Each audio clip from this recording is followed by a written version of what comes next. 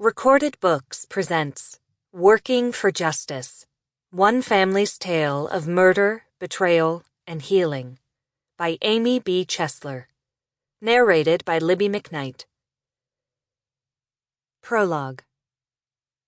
The following is an entry in a diary that Mom penned between the years of 1974 and 1992. She eventually gifted the small, leather-wrapped account of her life to me when I was 17. It truly illustrates the qualities Mom most embodied: openness, honesty, fairness, and tenacity. It is with these values, which Dossie held so dear, that I work towards justice in her honor. October 23rd, 1985. Dearest Rory and Amy, I hope when the two of you grow up, you'll be decent human beings, because that's how I'm trying to bring you up.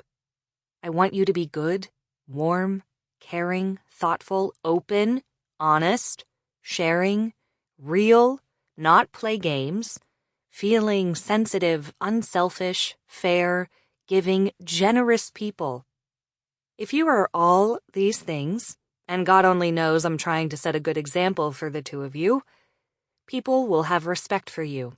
You'll be happy, and you'll respect yourself.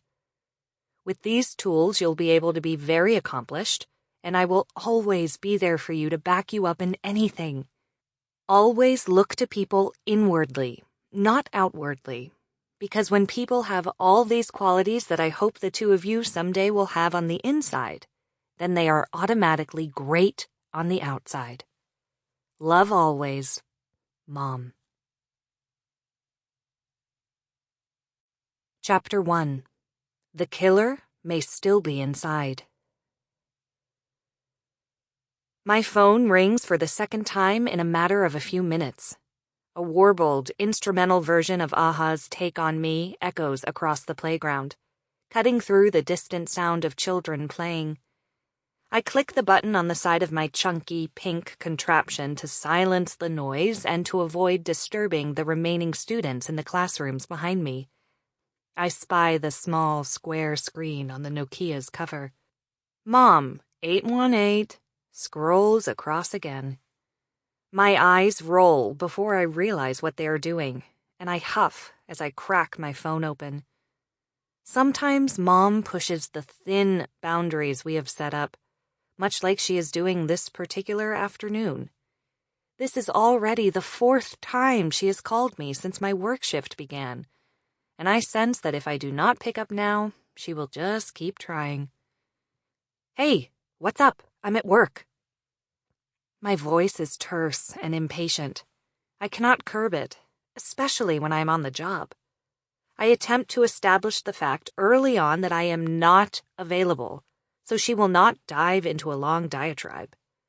Thankfully, work is always a valid excuse with Mom. School might be the only other one. Mom runs a tight ship, or at the very least, attempts to when I am on deck. I've come to realize over the years this need for relative control stems from her anxiety, and her application of it to me is because I allow her to do so. It is also her way of mastering life instead of life mastering her, as it has done in the past. I believe almost everyone's anxiety is, whether it is born from post-traumatic stress disorder or not. In this moment, however, I am not so understanding. Instead, I am short on patience. When are you going to be home? She retorts. No greeting whatsoever. Her voice is thick with blunt friction. My annoyance is indomitable, and it becomes impossible for me to bite back another sigh. My students have a field trip today. A beat, then. I'm pretty sure I mentioned that to you yesterday. I am perturbed, as I can often be when dealing with my family. It sounds terrible, but lately I have had way more important things to deal with, like finishing school, my sorority involvement, and a budding career. As far as I am concerned in this moment, their drama is officially out of my newly college-graduated pay grade. In fact, the more Sample complete. Ready to continue?